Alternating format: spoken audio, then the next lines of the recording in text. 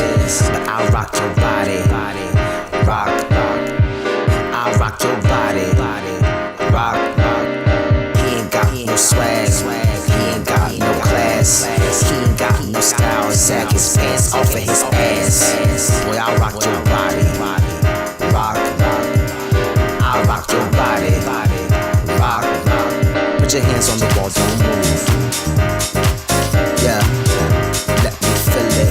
Yeah, let me feel it. Put your hands on the wall, don't move. Yeah, let me feel it. Yeah, let me feel it.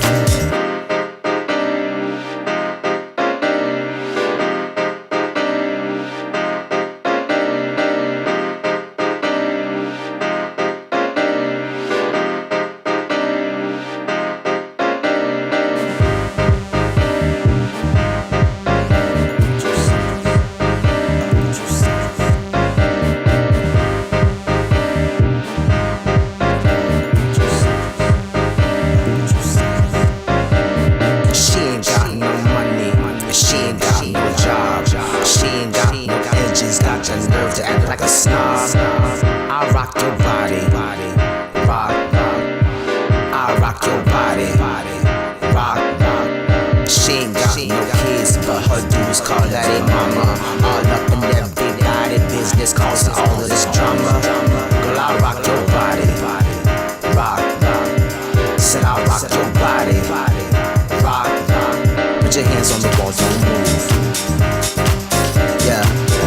Let me feel it. Yeah. Let me feel it. Put your hands on the wall, don't move. Yeah. Let me feel it. Yeah. Let me feel it. Put your hands on the wall, don't move. Yeah. Let me feel it. Yeah. Let me feel it. Put your hands on the wall, don't move. Yeah. Let me feel it. Yeah. Let me feel it.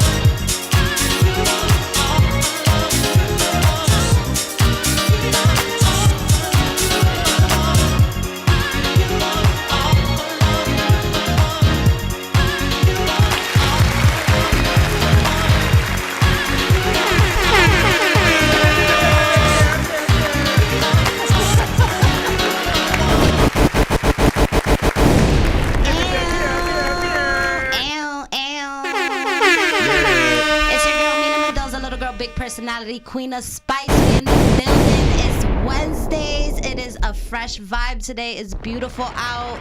I don't got my allergies because I was nearly dying last week. Anybody who was in contact with me, they saw it. And it was crazy. They were like, you got COVID? I'm like, nah, allergies. They were just like, nah, no. Word. Stand over there. Yeah. Well, before we actually get speaking, I do want to introduce my very special guest today. We got the IZM. Yes. This is from what I know, Newark. Yes. From Newark. Yes, ma'am. Born and raised. Newark, and then I moved around. Okay. I moved around, so I was in Newark. I was in East Orange, Irvington, Plainfield. I also lived in Patterson. Shout out to Patterson. Shout out I'm to from Patterson. Always. Yes. Word. So then I was on on Patterson Ave over there by, was it Cluck You Chicken or something? Mm-hmm. Yeah. Okay. Yeah. All right. So the IZM. Yes. How are you feeling today? I'm actually, to be honest, I was really looking forward to this all week, and I felt like I feel like when you put your good-willed intention and energy into something that you really want to be successful, that's what it's going to be. Facts. And I've seen your interviews, but we never met in real life until today. Yes, that part. So that is true. That is very true.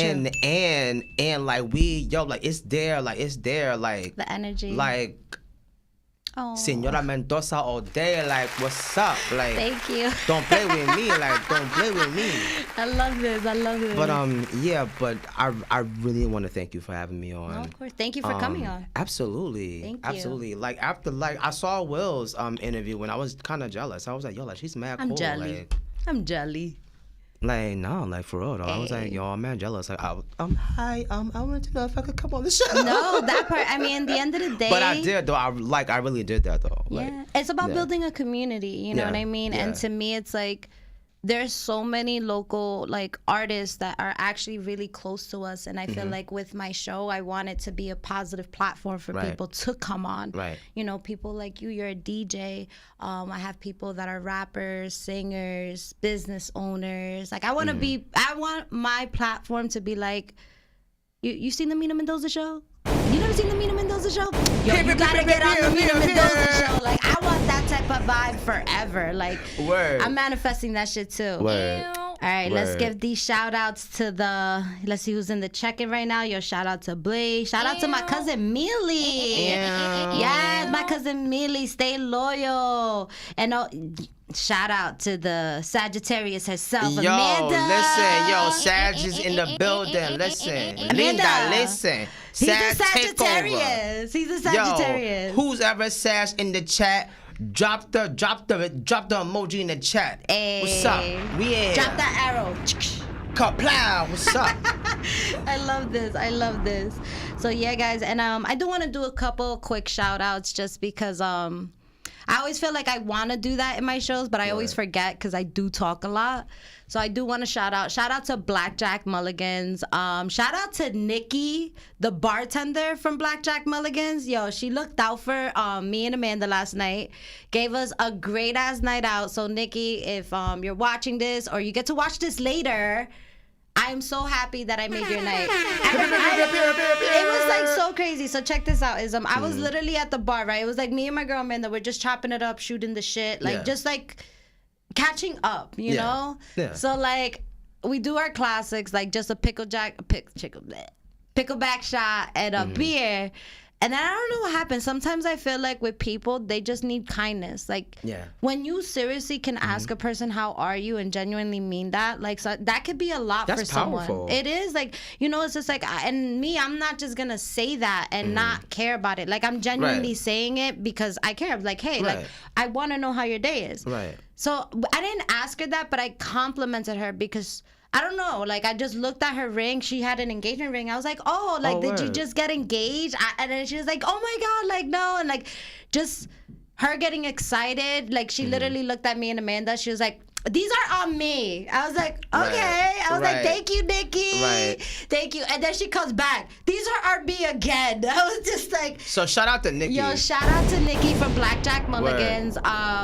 And like she literally came back and she was like, I just want to say that like you made my night. Like you are vibrating off such positive energy and I guess absorb it, whatever. Like just thank you for that. And it's true, like kindness goes a long way. It really does. And like I've realized like that's why like I try to lead with my best person. Yeah. You know, not my representative, but who I actually really am. Because like we don't know what people are going through. We don't know what people are experiencing. Facts. And you cracking a joke, you smiling, you know, the one thing can reshape somebody's entire day, night, moment, evening. Yeah, on me again. Yeah, because you shifted her whole shit, so she had to bless you. So shout out to Nikki. Yeah, shout out to Nikki. Shout out to Nikki. Pew, pew, pew, pew. That part. I love it. Yo, I love it.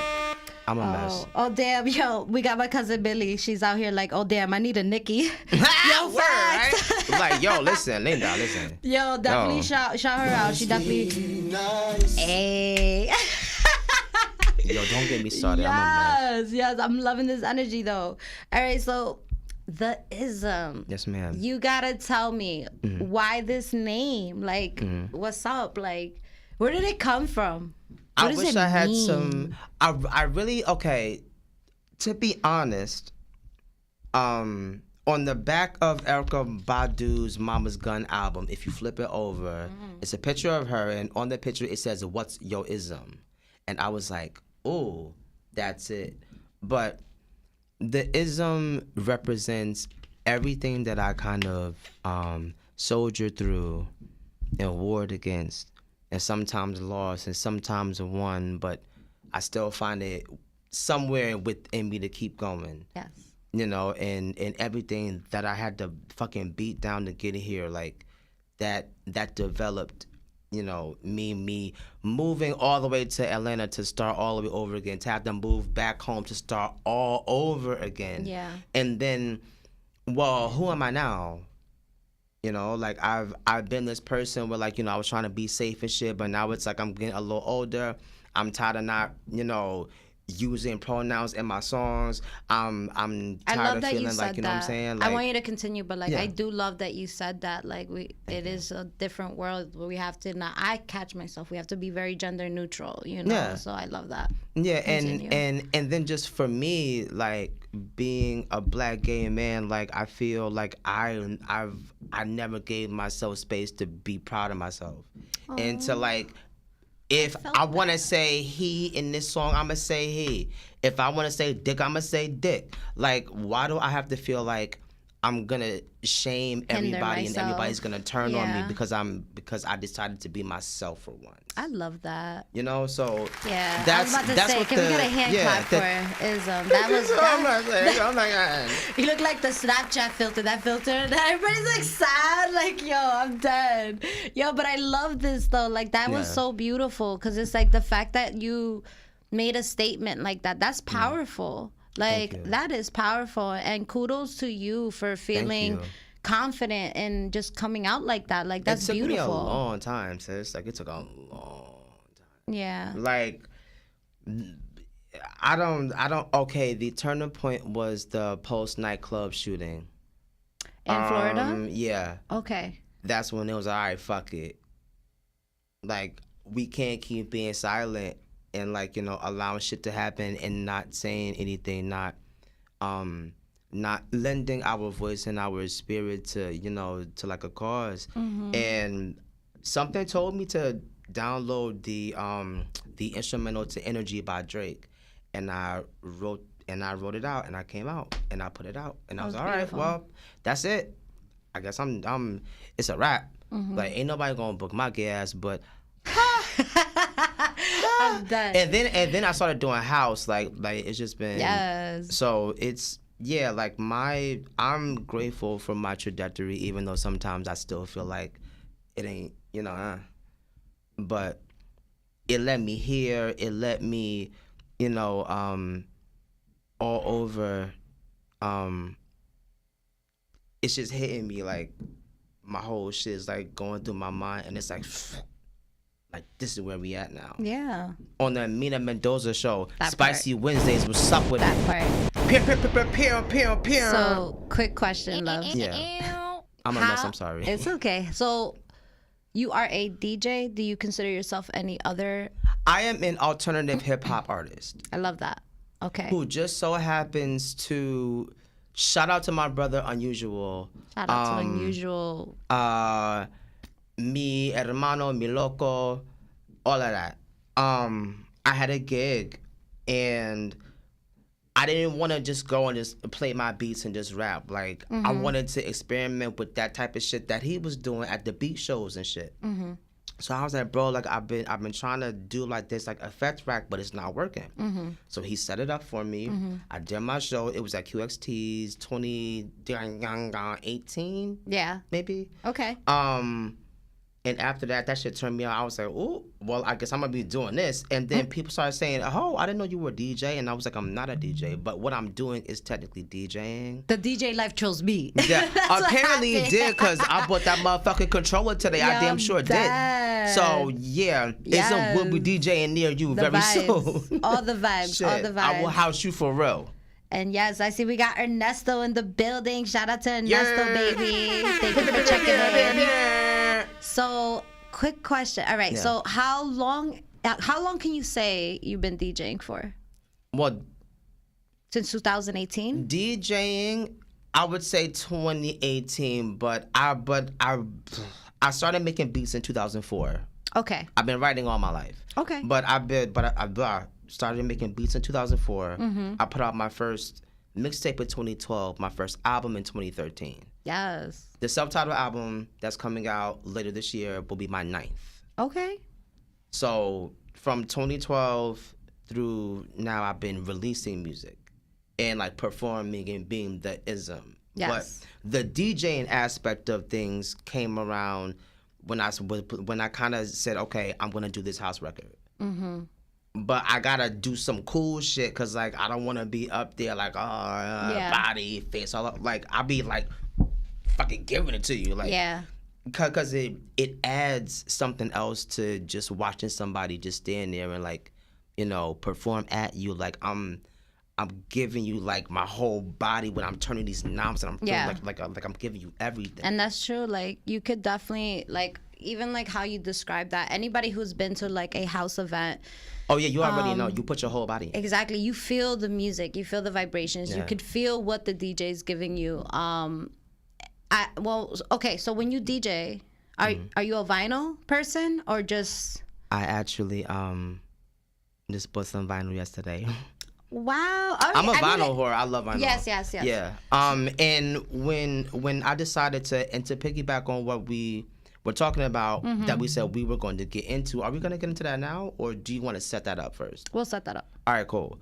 I did my research, and it was like, okay, well, I don't want to mimic what they did, but but what I learned from the OGs, okay, cool, but I'm going to put my own little spin on it, and I'm going to play the keys myself and play my own bass lines. Wow. So you do it yourself? Yeah. That's amazing. Okay. In the house was half and half. Half samples, half me. Okay. But Black Boy Wonderment, that was all me. All the piano, the bass lines, that was all me. That's amazing. And to be able to do that, like, that's everybody's favorite album for me. So that's why people think I'm a house artist. Yeah. Because I was pushing that shit for the past 2 years. I mean, it's fire. Thank you. Fire. Like, then I dropped another one. Yeah. So that you know, because my whole thing was we were coming out of lockdown. Like, the self-titled album is a little heavy. And it's very beat heavy. It's very kind of mid-tempo. You want something light? Something...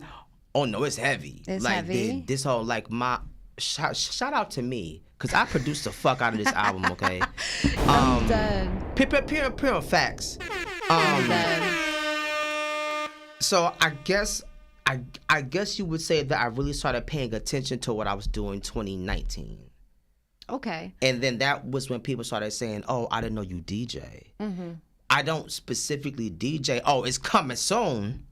It's coming soon. Yeah. But in that moment, in my mind, I just wanted to do something cool. Okay. So people would remember me. So when it comes to being in this industry, who are people that you feel like you look up to? Oh, Common. That's my sensei. Mos Def. Now known as Yasimbe, Talib Kweli, Jean Grey, Fiona Apple. Tori Amos. Yes. Janet Jackson. That's the ultimate sensei. Janet taught me about sex. She taught me about love.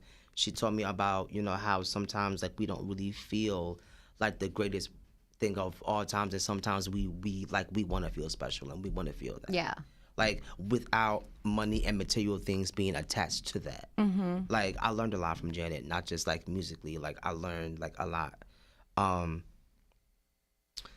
Man, I think that's pretty much it. I'm really into like all different types of music. Okay. So it's hard to be like, oh, this genre raised me. Nah, like I went from R&B to house to top 40. A whole bunch of from pieces. Like all that, yeah. Molded. Yeah, like we can do a whole Marvin Gaye playlist and switch it up and then go to the Backstreet Boys. I can do that too. I love like, Backstreet Boys. Okay, Wait, Backstreet or Backstreet NSYNC? or NSYNC? I was about to ask you. You first. Ah, damn. And yeah, I'm judging you already.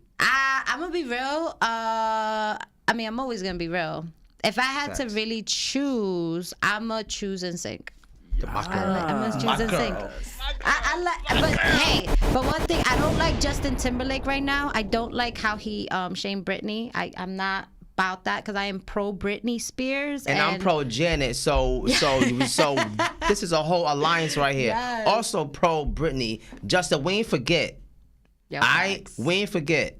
We ain't forget. Just because you were with Timberland, that was cool, but we ain't forget. I'm done. Because Right. Justified was a fire-ass album, but we didn't forget. All right, so let's keep things neutral, love. So, like, we're going to transition into the next question. So, my next question for you is, like, when it comes for, like, these, like, beats or, like, you know, how you get into, like, in that focus mode musically, how does that happen for you? Do you feel like it comes in phases? Do you feel like it has to be night? Does it have to be day? Like, how do you plan yourself to make music? It's not planned now, and sometimes it does come in waves. Yeah. Like sometimes the new album hit me. I'm getting knocked in the face with song after song, day after day after day, and then it stops. Fighting for my life. I've been fighting for my life. I'm dead. It comes and it comes and then it just stops. Yeah. And then it's like I be feeling lost. Like, okay, well, what am I supposed to do? Like, I don't. Oh my God, like. Please, like, talk to me, say something. Yeah. It depends.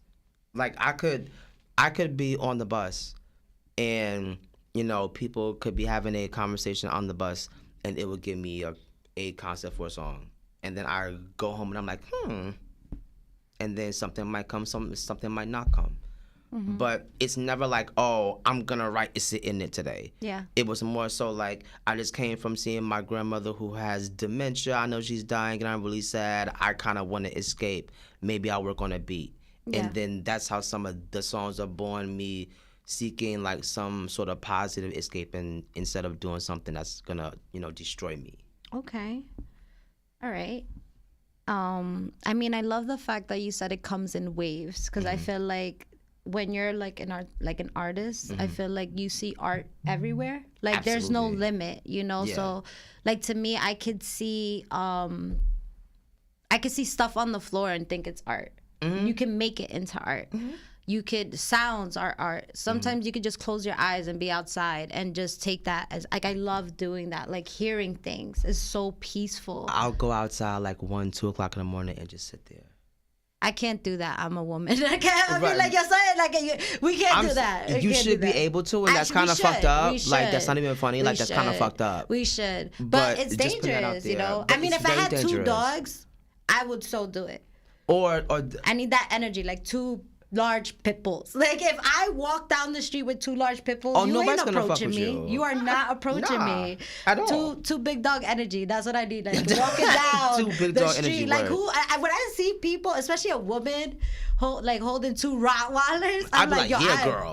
Facts. That and like no one's messing with you. Nah, nobody nobody. is messing with you. So not yeah. at all. But can I have 2 big ass dogs? Nah. In my house. That's nah. too much. That's a lot. 1 was enough for me. Yeah. Rest in peace, King. I miss Oh. you. But 1 was enough. Yes. What the do? Yo, rest in peace, DMX. Yo, 'Cause I rest was like, in that's peace to the DMX. dog, That's DMX, DMX man. voice. And one thing about DMX, Man. and it's crazy because I just asked you that question. Something I do know about DMX, and this is the reason why. And this is actually being in the moment. This is the reason why I ask anybody who comes on this question, like, what inspires you to make music? Because one thing that I did learn about DMX, interesting fact, is that when he makes music in the dark. Like, he has to be in pitch black darkness in order to make music. So when I learned that, I was like, wow, like, I mean, there's no right or wrong way to make Right, music, but to that learn was something so that was very unique. interesting. I was like, I wonder what puts other people in the mood, like what makes them happy. Like, everybody's different, everybody's gonna be unique. So that's where I always get curious, like, what inspires you? How do you get into that like motivation part? So I love your answer. It was very like, just I love it. All right, so tell me like your experiences. So like, have you like put out your track? And like, let's get like spicy with it too. Like when it comes to like, I'm done with the spice. yeah, like I feel like when you're like able to answer like honestly, has you ever encountered anything in the music industry that you just feel like it ain't it? Not in that way, but I did have an experience. I will never forget this for as long as I live because it shaped how I dealt with people going forward. Okay. I was invited to come to a studio session. There was a gentleman there that my friend knew who had, been in the industry. So I'm like, all right, cool. He's gay too. He's black. All right, go see what's up. Maybe I could learn something, boom, or whatever. Yeah. He looked me in my face and he said, well, I'm going to be honest with you. It's like, it just kind of feels like you're selling to the gays and they're just not buying it. So, maybe you need to like... You knew this person? No. And that was my first time meeting him. And they just gave you the 2 cents like that? Maybe you need to rebrand, I'm like, that's aggressive. Maybe change like, your look or something, work on your body and then maybe like, they might buy it, but I don't get it. I'd be like, who are you? I was like, okay. But then I respect your opinion though, but deadass, who are you? Yo, who is this guy?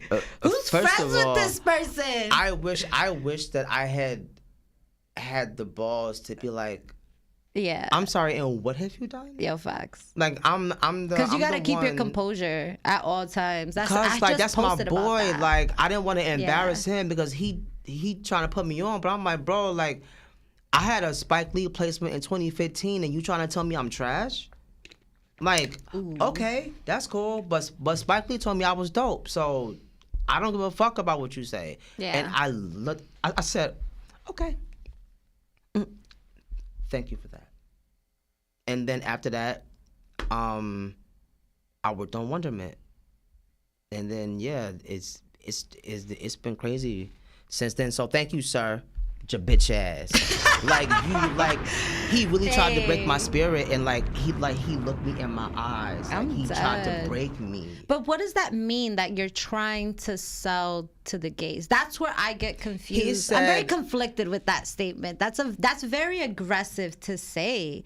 And especially like when you don't know that there. person. Yeah. Yo, respectfully, I would be like to your friend, I'd be like, yo, like, I'm always down to have my friends in studio time, but like respectfully, like we need people that are gonna be supportive. Like if you want to give me feedback, cool, but like that's I feel like that could have been worded a little bit differently, or no, I would have been like, can you elaborate bullshit. more on that? Like, what's that mean? I was in the studio. We're on the same team, bro. Like, right. What the fuck? I was in the studio with another artist who was, I guess, a lot more attractive than I was, and he said all of these wonderful things about him, but then he gets to me and he's like, yeah, they're just not buying it. So maybe if you rebrand or, you work on your body or something, like, but yeah, you should just like think about what you want to do. You don't even go here. Have you ever seen you don't even go here. Bitch, like, are you serious? So, but it fucked with me. I cannot. It fucked with me, and it's not always about people in the industry trying to fuck you and like that type of stuff, but there are people who will really try to break you and break your spirit and make you feel like you don't have what it takes because you don't come in the packaging that the big folk do. But you need people like that though. You can't be, I guess in the end of the day, like you could feel offended, but I truly believe that you need people sometimes to like think that way of you, because that's just gonna make me go harder. To me, it's like if you're gonna keep doubting me and want to doubt me, that's gonna make me want to just go harder. Like I'm be like, now I have more ammunition to wear that ass out. Wrong. So if anything, like I get it.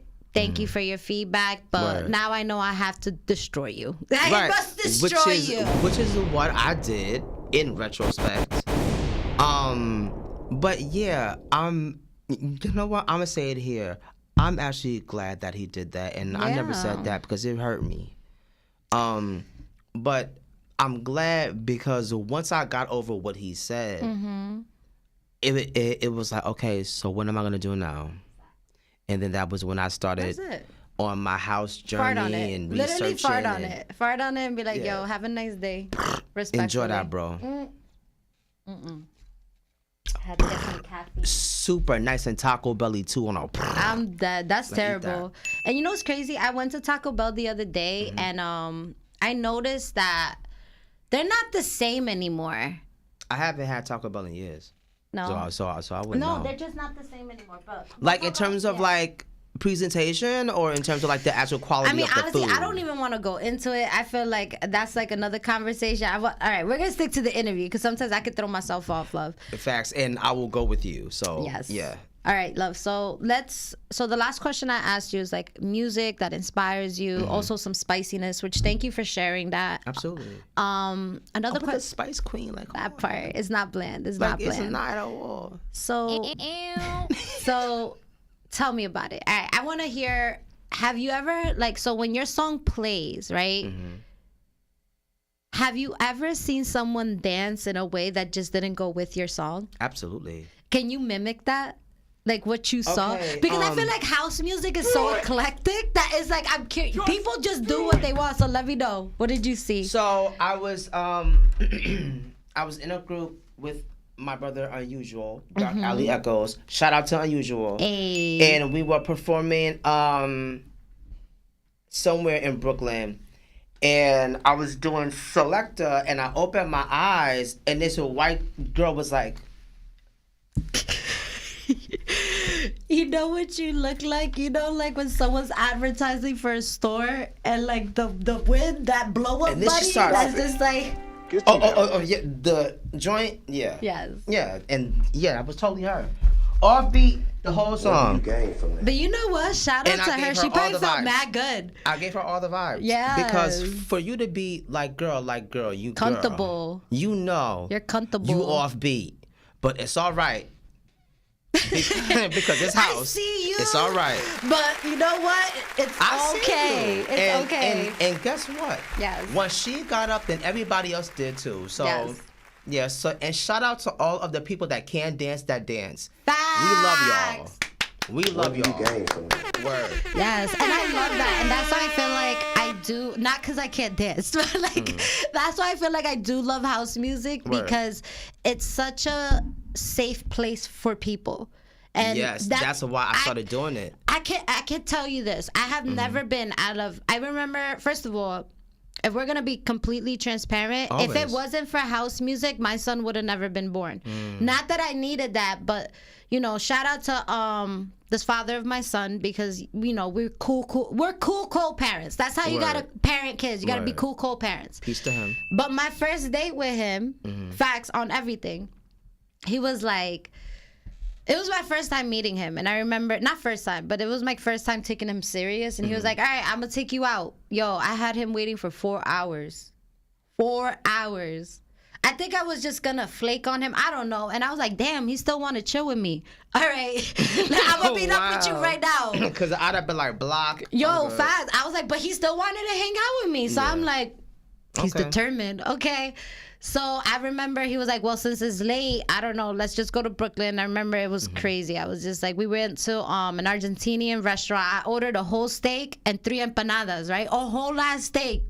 I ate 4 bites of the empanadas and got full. I couldn't explain to you what happened to my body, but I feel like I was eating with my eyes. So I Yes. was like, damn. I And do that all the time. But I felt mad embarrassed because I was like, damn, I just ordered mad food and I'm not about to eat it at all. So I'm like, yo, and this is our first date. Yeah. But I was like, all right, whatever, fuck it. Take me as I am.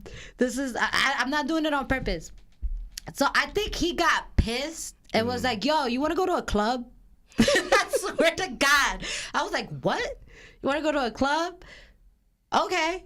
takes me to Output. Have you ever been to Output? Heard of Output, never been. Well, it's not Output no more. Now, I don't know what it's called, but it's on With Ave in Brooklyn. Shout out to them, because if it wasn't for that, yo, I went there, and the first thing that I noticed that was different, they were like, your phone, they put a sticker on your camera. So you weren't allowed to film and take pictures. If you film and take pictures, you get kicked out the club.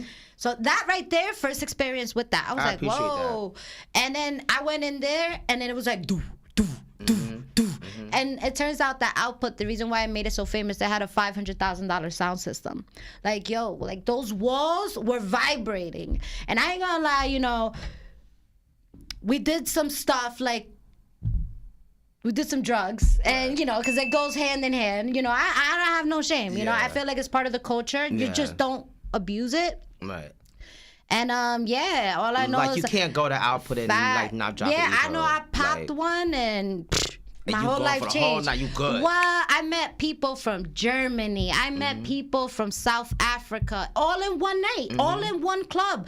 Stayed there till like 7 a.m. Yes. And like, yo, shout out to again, shout out to the father of my son. Shout out to Stephanie, who's actually Darius' stepmom. Like, they're all part of like the house music culture. Word. Like this whole shit. Like, it's all a vibe. It's all a community. You know what I mean? Absolutely. So one thing about it is like that's something that I am grateful for. But see, that was my first experience with house music. Like, and because of that, my son loves house music. Like, we used to put him to sleep to house music. Wow. Yeah, like I think it has to do with the vibrations. Yeah. And like the frequency, it really does relax you. And that's what I'm saying. Like, those beats, going back to what we're saying, like when you hear those beats, it makes someone comfortable. You can hear those beats and be like, and close your eyes, and it's like you're dancing in your room. And also, there's no look in that environment and culture. It's like every time you go to a house music club, listen, if you're going there in heels and a dress, you don't belong here. You're fucked. You wear your most fucked up sneakers because you're gonna dance and sweat the whole night. Facts. That cute blouse or whatever, that's $200. Done. Wear a fucking t-shirt. Yeah. I promise you. Yeah. You're gonna sweat it out, and then you're gonna be upset because you wore your cute shirt. Facts. That got wet in an hour. Because it's gonna be packed. Yes. But it's a whole vibe, though. It's a whole vibe. It's a whole vibe. It's mad people, but everybody is just in rapture. And I think that was once I did the Dark Alley Echoes project, and the Selector song had, you know, kind of started doing something. Yeah. It was like, what makes me happy? Am I always sad? Do I always hate life? Do I always hate myself? What makes me happy? House music makes me happy. Facts. I'm gonna do a house album. Music is the answer. I'm just saying. Danny Tenegla said it best in the 90s. Music is truly the answer. I love this. I am loving this so much. And shout out to Will White, who's actually in the check-in. He says you're amazing. Peace to Will. Yes, forever. mad love to Will White. Will started booking me at QXTs, actually. That's why I love Will so much, and like why he's like a part of like you're cool, Will. My like trajectory, like coming back from Atlanta. He was one of the first people to give me a chance. I think I did the open mic at QXTs. Yes. And I think he reached out to me, or maybe after I got off stage, he was like, yo, like, would you like to feature? And I was like, yeah. Hey. Then he let me curate my first show. Like Will's, Shout out Will's to helped Will. me down, Shout out man. to Yeah, Will for man. giving people chances. That's the energy we need. That's the type of vibe we want. Word, you know. Word. Like. And I think it's just that. important to have people like that in your circle and in your community and around you, because it's not about I'm doing this because I want something out of it, but I'm doing it because I really want you to win. That part. I don't know what that shit resonates with me so hard. It's like, that's how you know who really is fucking with you, like who really supports you, who's really your friend, when it's not about what you're gonna gain from it. I mean, at the end of the day, if it's about a money situation, I feel like, you know, respectfully, we all need to eat. Right. But in the end part is like, it's not about who's better. It's like genuinely, I want to like be part of your growth. Like I want to help you. Yeah. And you can tell that part genuinely. Like if you're gonna use that word, you have to truly like Facts. put the right feeling behind it. Facts. Yeah, and shout out to Will. Shout out to Will for giving you a Word, chance. word It takes forever. someone to be very like vulnerable and accepting. Yeah. And shout out to Will. Yeah. Shout out to Will White. Absolutely. To everybody that's ever booked me for anything, shout out to all of y'all for real. That part. You know, just saying. Yes. All right. So let's continue this interview, love. So I'm curious, like, what do we got going on? Like, any type of future events? Like, what do we have going on? Yikesies.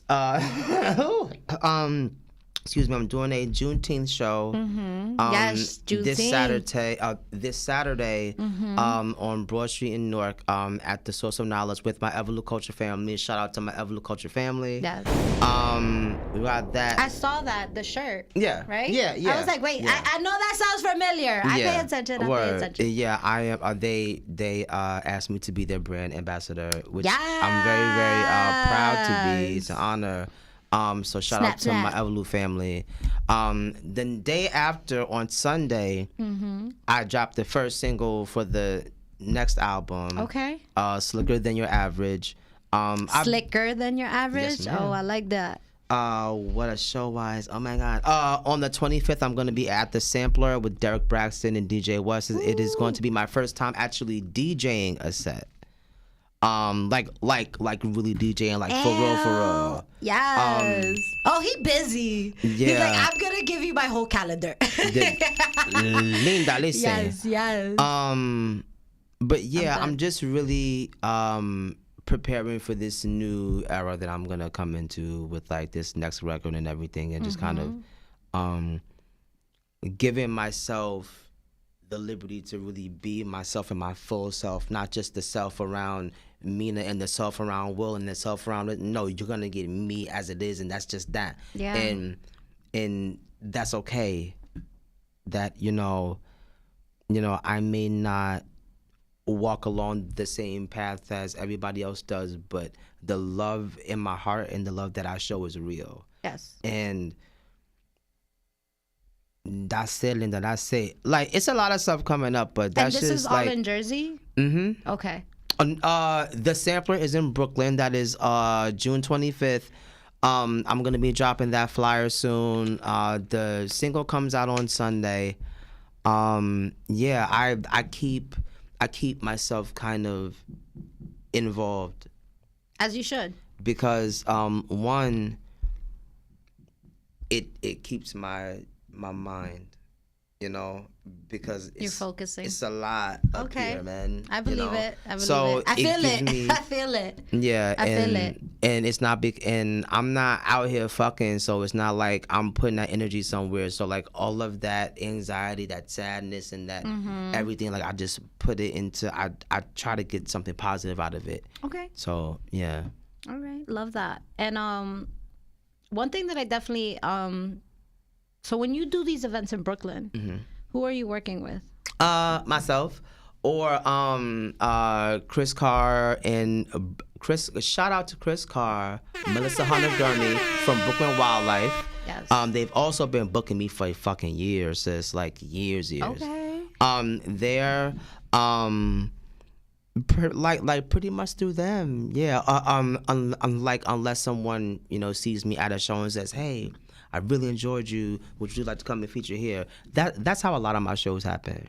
If I have a suggestion, and you don't have to take it at all, I would definitely try to reach out to the Brooklyn Mirage, but for Thursdays. So one thing about the Brooklyn Mirage and what they do is that they have something called Morgana Nights, and like with Morgana Nights, it's basically so in the Brooklyn Mirage itself, it's a beautiful event space, beautiful. All the DJs have performed there, and it even grabbed the attention of hip hop artists. That's how beautiful. Drake has performed there. Christina Aguilera has performed there. Oh shit! And this was, when I tell you this, like, you ever heard like Hot 97 when they be like Western Beef? Like, you know what I'm talking about? Yo, it's by the warehouse of Western Beef. That's when I was like, oh my God, like I know that word.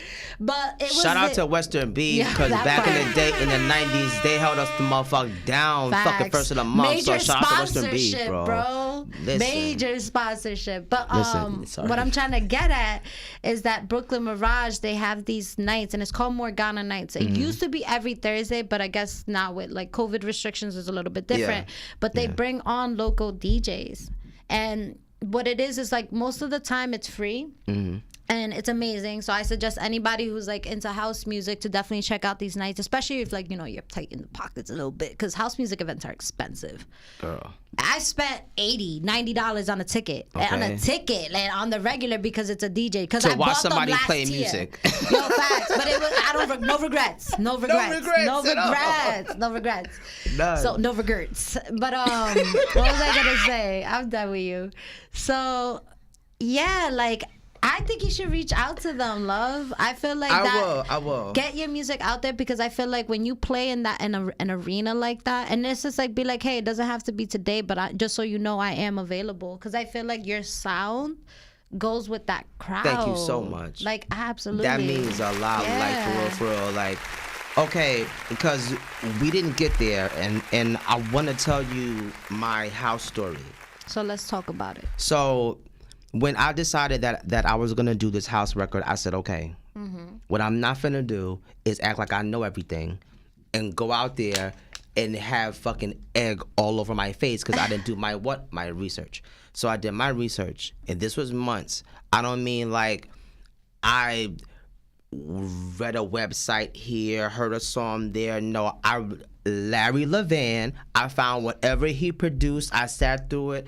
Oh, that's the bass. Oh, that's cool. That's cool. Ron Hardy. Oh, Ron Hardy was fine too. Oh, golly. Todd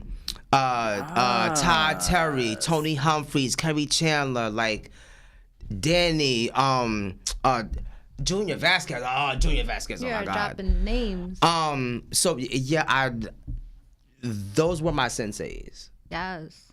And the first house song that I did by myself was Beat It. And Beat It is what you think Beat It is about. But Spicy. see, I've been trying to be It's not good. for the kids. But yo, my mouth's spicy and I'm nasty as fuck. But I've been trying to be really, really good because not I'm on bland. Mina's show, so I'm trying to be good. You feel me? Done. But and I was so scared because I was like, yo, I'm talking crazy on the song. People not gonna like it. And I promise you, every show I do, it lays everybody out. Hey. I was like, all right, cool. All right, I'm gonna do this house record. And you would think that like, oh, I was in like these great moods and I was happy and shit. I was sad as fuck. I was losing my grandmother. Oh. I felt like this family dynamic that I thought I had just was falling apart right in front of my face. And then, you know, I'm still single, trying to get back out there. That shit's not working. And then, you know, trying to love myself and, you know, being in therapy and trying to work through things. And then boom, and then, all right, the album comes out and everybody loves it. And then what happens? Fucking COVID. I had this whole plan, sis. I was going to fuck the summer up. I was gonna go wherever the fuck I could, Philly, Florida, wherever I could go, I'm going. And I'm bringing this shit with me. And COVID happened, and it took everything away from me. Ooh. And it was like, you know what? One thing it didn't take away, it didn't take my house. So I started to work on what was going to be the follow-up, which is called In the House, which is actually out now. Okay. But it didn't sound like Wonderment. So it's trash. I don't like this. I ain't putting it out, so I shelved it. And then I Okay. started to work on the album that's coming out this year. But then I started realizing that people were kind of trying to make it seem like, oh, stay doing that. Like, oh, because that's where you're comfortable with me being that. I'm not a threat to you if I'm in that space. Okay, that's good to know. Yeah. But that's not the only thing that I do. House is a part of my life. House is like, I grew up on, mommy was at Zanzibar, like by the speakers. Like, it's a part of my life. Yeah, it's a culture. It's a lifestyle. It's a mindset. when we say house music all lifelong, we really mean that shit, like to the death. Like rain, sleet, snow, hail. Yeah, I'm in the house playing Nightcrawlers. Hell yeah, I am. Because that's like, I found even when I was sad, house gave me like happiness and it gave me purpose. So yeah, I'm gonna be out here doing whatever fucking show I can, going fucking crazy and DJing my sets. Hell yeah. That part. Cause I want the OGs to look down and be like, well done.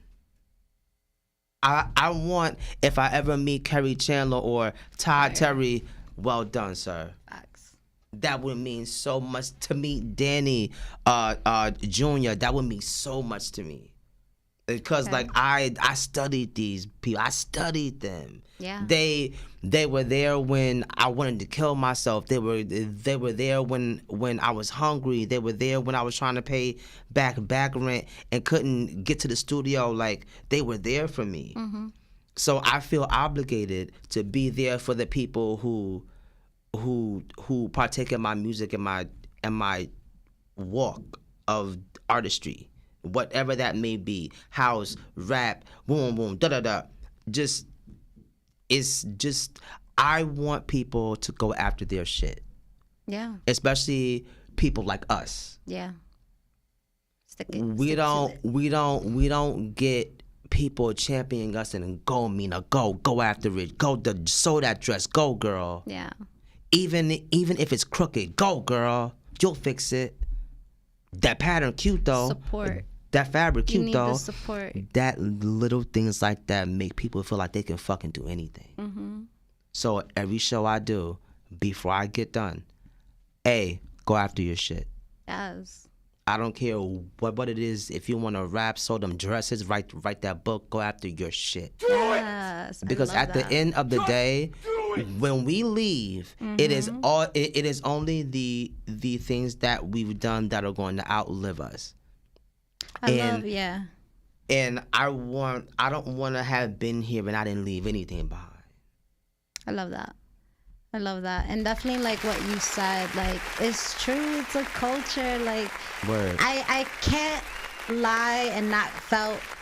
lie and say that while, IZM was talking, I didn't feel like waves of nostalgia. Like all I was thinking about is all the people I have met through house music, and I could just like shout out to my friend Omar, and like I met Omar and Warley both in the same night. We were at Output. I took my girl Christina out there, and Warley on his own is like, is a beautiful queer, like amazing person. Omar, like you wouldn't even think he's a therapist. He's a therapist. He runs his shit, like, but when it came to that night at the club, we had so much fun. So, we chilled the whole night. I remember meeting Samuel at the Brooklyn Mirage at like 5:30 a.m. He's like, bitch, I love the way you dance. And I was just like, I love you too. Yes. And it was such a vibe. That's how it is at like house events. Like, it's so accepting. Man. And like, shout out to everyone that I have ever met on the dance floor. Shout out to anyone that we locked eyes. Shout out to everyone. Word, like Mina, yes. That's a whole vibe right there. So I respect everything you gotta say right now. And we're gonna definitely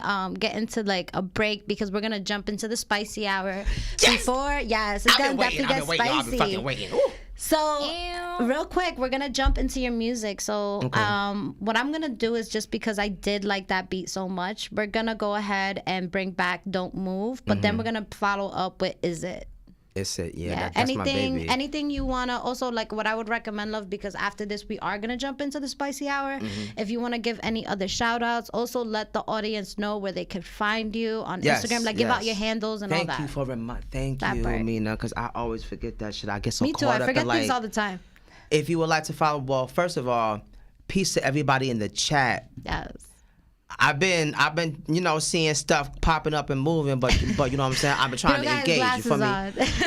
Peace to everybody in the chat. If you want to follow me, Instagram _ism3000 THE_IZ as in zebra M3000 _ism on Twitter. Like I said, new single drops on Juneteenth. Actually, fuck it. fuck it, I'm gonna say it here.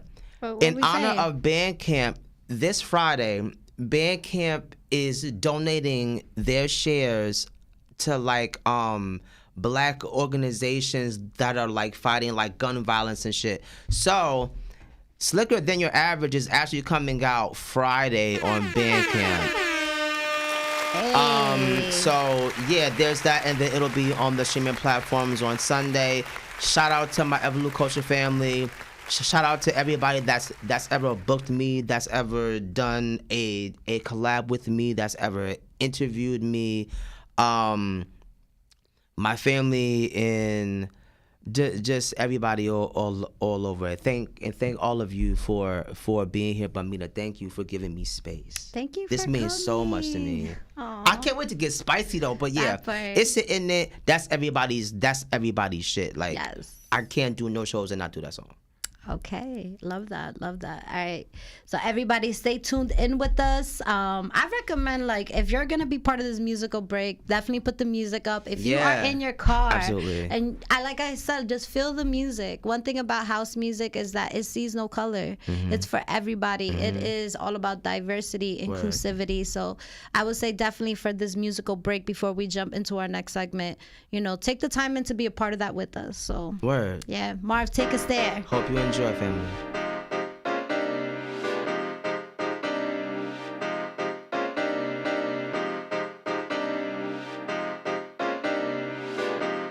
Damn, son, where'd you find this?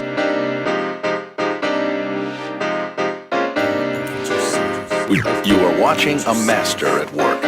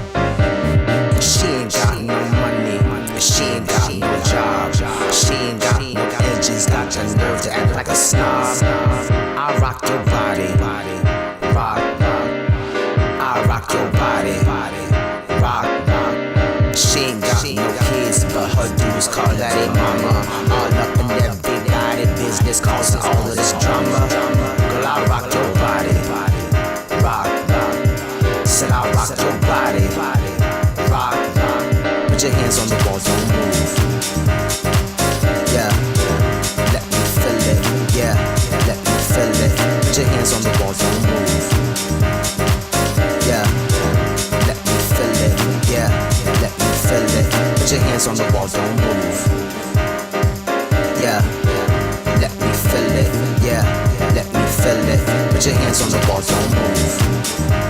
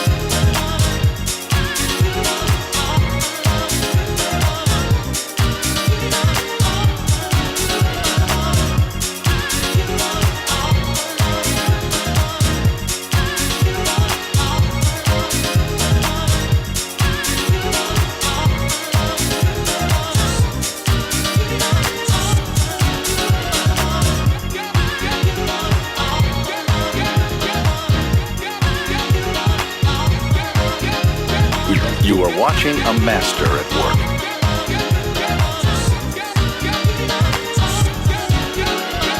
Body, face, all up in this place. He a chocolate kind of shade. Damn, son, where'd you find this? I'm better than a motherfucker. You wish you had a brother. All up in this mother. Dudes be madder than a motherfucker. I am all up the Joneses. Put this house all up in your boneses. So Nubian in these poses. Give me them accolades and them roses. Come up in the club and you look so toe up. Yeah, I'm finna throw up on a Tuesday. I'm tryna go up. I'm too woke, brother. Get your no up. It's it. It's it. It's it. It's it. In it. In it. In it. In it. Yeah. It's it. It's it. It's it. It's it. Yeah. In it. In it. Yeah. In it. I'm so nasty, smoke the sensei. Much on your meat, all in your Bentley. You'll never find another me, that is clearly. Pump the beat all through the city. I wanna go to Brooklyn. He from Jamaica, but he be looking. Flow Joe to me, they be booking. I put a stop to it like a bookend. Selector, hit the rewind, yeah. Ground on a big behind, yeah. I tell ya why I won't do, yeah. Stop me and my one two, yeah. He gon' roll another blunt too, yeah. Come through and wanna stunt too, yeah. I tell ya why I won't do, yeah. Stop me and my one two, yeah. It's it. It's it. It's it. It's it. In it. In it. In it. In it. Yeah. It's it. It's it. It's it. It's it. Yeah. In it. In it. Yeah. In it. In it.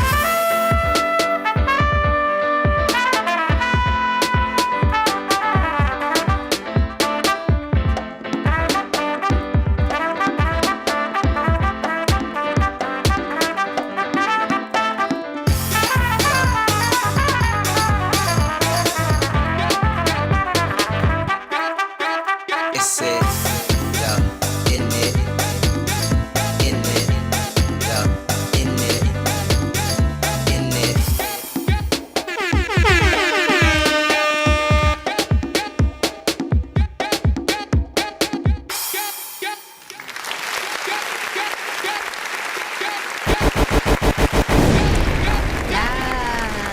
in it, yeah, in it, in it.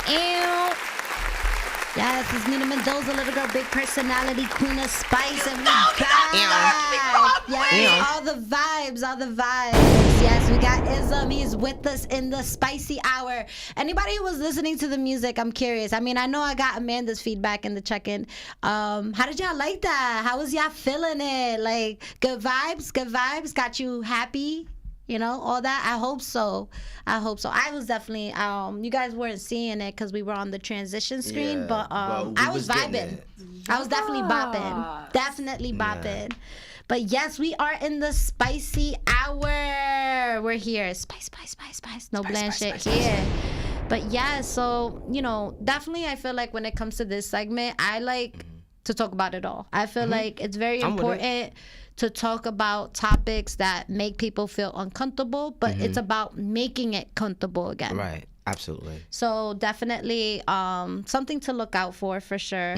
Also, our phone lines are now actually open. So if anybody wants to join in on this banter, we actually have the phone number in the check-in. So if That's anybody, so sick. yeah, so if That's so sick. all in the moment. So if anybody wants to go ahead and get opinionated with us, talk shit with us, the number is 862-621-9536. I'm gonna say it again, 862-621-9536. Yes, definitely call in. So this first topic that I'm gonna touch upon, shout out to, I actually can't say her name, but shout out to my friend, because my friend actually brought this to my attention. And I feel like it's definitely a topic that needs to be talked about. And I feel like before I spoke about it, and like before this moment right here, I did talk about this to a couple other people, because I was like experimenting, kind of testing it out. Yeah. So I feel like I actually have to go back to that post, and I'm gonna give you guys, a whole like storyline of this, because it was pretty interesting. It was definitely interesting how this stuff went about. So I'm like, hold on. My little grandma ass. I'm over here. I have to look at my saved posts. I'm not that fast, okay? I'm not that fast. Not grandma, y'all. She tried it. I mean, I'm not that quick. But hey, all right. So yesterday, or it was like 2 days ago, I woke up in the morning, and usually, I go through social media just to see like what's happening. That's how I usually get my content, and just like in general, like see what's trending. That's just what it is now. Yeah. So I saw this post, and again, everybody that is just listening to the conversation, understand that we are keeping like neutral, is about thinking in a higher perspective and thinking positive. Right. So the post said, PSA for white tattoo artists. Here's what it's like to get tattooed for people of color. And there's a reason why I'm talking about it. So this post asked followers what their experiences were when finding tattoo artists to work with or getting tattooed by a white artist. And what they did is they collected responses from like a live response thing to explain these like, experiences. So of course I'm gonna get curious. I'm the queen of spice. Like I want to figure out like what's going on. Yeah. And it made me think of that. This is one of the first ones.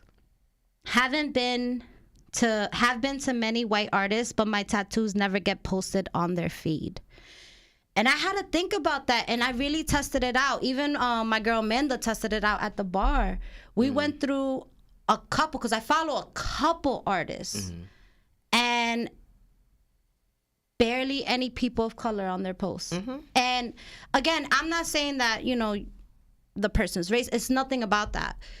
It's just, it didn't make me feel comfortable, especially a person like, I feel like I'm a people of color. I'm a minority. I'm a Latina. Right. So to me, it's like, it made me feel very uncomfortable how I had to continuously scroll down. And this is not to shame anyone, but I feel like we should not be doing this type of stuff anymore. And like that, just to hear that response, like, got a sick tattoo, never got posted. Another response that came about is I look on their Insta to see how many people of color they have tattooed. Spoiler, it's usually not many. Yep. It's just a lot. It got like really, like, when you think of it, and then it's just like, it's not, I don't know. And then I started thinking about it. My first response when I thought of this, I was like, it's maybe because they can't see the art more. And I just noticed that even my statement is enabling that. Like, I shouldn't even be enabling that. Like, oh, I feel like as an artist, especially a tattoo artist, a tattoo is inclusive to anyone. Exactly. So I feel like it should be a craft that should be strengthened, so that if someone is of darker pigment, we can learn how to use color so that the tattoo can look clear. And the cameras have flash. That part, like, I don't know. And there was another one that was like, I was disappointed because when my post was posted, it was in black and white. Wow. It's just, again, and I want everybody that's listening, like, go to your Instagram, look at the tattoo artists or tattoo parlors that you follow, and tell me how many people of color do you see. So, and don't get me wrong, shout out to the people that do have people of color, because I don't want to shame everybody. There are people who do that, but I feel like we need to be doing that more. Many. Exactly. And then I started thinking about it. I'm like, that's something that I kind of want to ask my artists from now on. I've never thought, what is your experience with people of color? So, Ism, do you Never have thought any about that. I never thought about that. Never in my life. I am 32 years old, and I have never thought about asking that question. And I feel like we should be asking that question. Yeah. That's actually and very that's important. something where the artist becomes self-aware of their own experience. And again, it's like, it's not me shaming anyone, it's about me making a difference. And one thing about my platform, I'm a Capricorn, so like, this is all positive shit. It's just for us to be more of an inclusive community, especially because a tattoo is not just for one shade, it's for everybody. Right, it's for everybody. All right. And do you have a tattoo, Ism, at all? I have one in between my shoulder blades. It's complete in Sanskrit. Okay. And the tattoo artist was white. But he was also very good, very kind. Yeah. He was very, very patient with me because it's in between my shoulder blades and my first tattoo.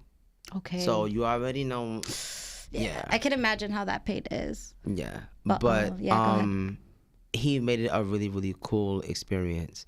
But I just think that if you can, take my money and tattoo me, you can showcase the work too.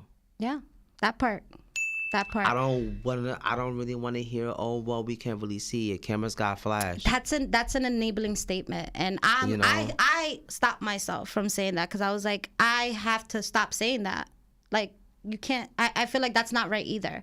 And I've had this conversation with a couple people, and the response I got is like, yo, you're so right. I never thought of that. And then what's the next action that we do? We go through the profiles, and it's like, whoa. It's just, again, if you want to make a difference, you have to start by talking about it. And when you talk about it, it's a conversation where it's like, it's about positivity. It's about changing the world. Like I find myself to be a modernized, spicy hippie, and we could be a little better. It's all about kindness in the end of the day. And that's for everybody. So again, like, I feel like anyone that knows a tattoo artist or anything like that, I say, like, challenge them to post more people of color posts. Challenge that bit part of it. Just do it. Yeah, it's for the right reasons. For the right reasons. And I'm glad that I was able to use my platform to speak on this because it's so powerful. Like, we need to talk about it. And it's not a conversation that happens often. So, no, not at all. I mean, it threw me off. Even like when I was at the bar with Amanda, like, I was having this conversation with her too, and she brought up another point. It's not just tattoo artists, it's makeup artists as well. Like, when you look at makeup artists, and that made me think, and I was just like, that is so true. Like, when you look at makeup artists on your IG, especially when you're looking through them, yeah, the makeup looks nice, but look at the person. Like, how many people of color are in those posts? Not a lot. And that makes me think, because good for you, amazing. It's just, I look at it like, I want the world to become a point where statements like that could be lessened. It's about everybody. Right. And that's who I am. I am for the people. Right. I do not judge you, nothing. But when she said the makeup thing, I was like, yo, mommy, you're right. Absolutely. She is right. And that shit got me thinking, like, damn, like, can you mess with my skin? I'm like, I'm a lot lighter. And it made sense. Like, I remember going to a makeup artist, and we don't got to shame anybody, but I remember getting my makeup done, and I had a moment where the person was like, we can't mess with that color because your pigment. And like, I was like, whoa. But I feel like we were at a time where, like, again, now in the era that we are very conscious. Yeah. But she said it so loosely, but I didn't even take it serious back then. I was just like, oh, she's an artist. She knows what she's doing. But see, even a statement like that is still enabling. Yeah, like, you want to be more accepting, be like, oh, you want this color here. These are shades. What is the closest one that will make you look more, like, to give you what you want? Don't just deny it, like, but see, like, at least try. Exactly. So that's something to think about. Absolutely. What's your opinion about this? Like, honestly, I'm very particular about, like, who I let get in that space to do anything with me as it is. Yeah. So I just think that if you're gonna work with any artist, research on them, deep dive their shit, and make sure that this person is in alignment with what you your want values, art wise, and what you want, and like how you feel and your beliefs. Cause ain't no way I'm gonna give you my bread and my tattoo trash and you trash too? Nah. I'm dead. I can't. Nah. Basically, love everyone and show everyone off just how you show a person off. Show all types of people. That's it. That's my whole statement with this. It's all about, pushing the positivity. Word. That's the P here. Word. All right, so let's transition today. Something that happened today, though. Internet Explorer died. It died. It died. That's it. That's it. Like that's it. That's it. That's it. Yo, rest in peace. So Internet Explorer was created in August of 1995, and today it was everything. It was our lives. It was everything. Oh man. But now it's done. I feel like now with like Google just took over everything. Google said that Google Chrome. Get like, over yo, here. we're gonna use it. Exactly. Facts. It's like, yo, we're gonna everything's gonna be, and then Google and then Safari. I feel like the Apple game, done. So yeah, like Internet Explorer is done. R.I.P. Man, are you kidding? It's done. I mean, that's the generation we live in. I know we did everything on that, and I can speak this with you. I was like, we come from an era that I feel like is so crazy. Like I have a 6-year-old at home, and some of the things I talked to him about, like I was like, because now it's like, we don't do Blu-rays or DVDs now. You just stream it. So I actually showed him a VHS tape. He was like, "What the hell?" Like my son's face was just like, "I don't get it. Like, why would you put it? This is a square." Like, and then I was just like, "Yeah, this is how we did things." And then I showed him like with music, how at one point with music we needed CDs, like in cassette tapes. Facts. I mean, in the end of the day, the mixtape, that logo is a logo for a reason. That is how your music got passed along, especially with hip hop. Especially with hip hop. They're like, yo, you heard that mixtape? You had to wait till that shit was in your hands, or hope that people were copying it over and DJ over. Drama, all that, all of them. We all came from somewhere, so it's like we always have to pay tribute to that. Like before we had Spotify, we had LimeWire, and before we had LimeWire, we had Napster. Like, come on, yo, man. let's talk about the controversies of Napster. Didn't the CEO went to jail because I think like it was because stealing music wasn't a thing. He created it. He was I don't know. He was just like, yo, Napster, and then he got in trouble. He took the L for everybody. For everybody, but we were still downloading music. And then you had like other ones like BearShare. I could go on. I was a music downloading queen. BitTorrent. And you had to be careful when you downloaded the song. You thought you downloaded it, and be like, right. What was this? Right. What was this? I just spent 2 hours waiting for this shit to be done. Right. Oh yo, people don't know what we had to go through. Oh my God. Yo, for and a song. I better hope Ernesto's in the chat, because one thing about Ernesto is that he could definitely agree on this. Let's look at this chat. Who's active though? Who's active? All right, so Amanda's like, I just opened Internet Explorer at work and it still works. Yo, they lied. Wow. Yo, I think it's like on its last legs. Like literally. Wow. Oh, literally. Ernesto, he's in here. Did you show him the VHS rewinder? We didn't get there. It just, yo, facts, when it snapped, that's how you knew it was ready. Word. Yo, Ernesto just brought it Word. back. Oh, man. I think our era, like if you had a childhood in the 90s, that was the last generation that I feel like, unfortunately, before technology came and took over. Like if you were in that era, we are very blessed. Like blessed. We had the best cartoons, the best music. All right, what was your favorite cartoon? I was very X-Men, Bobby's World, Bobby's Freakazoid, World. I love Bobby's Animaniacs, Gumby. The Smurfs, Pokey. obviously, because I'm short. Wait, what was it? Smurfs? Smurfs, yeah. I heard they were supposed to be green.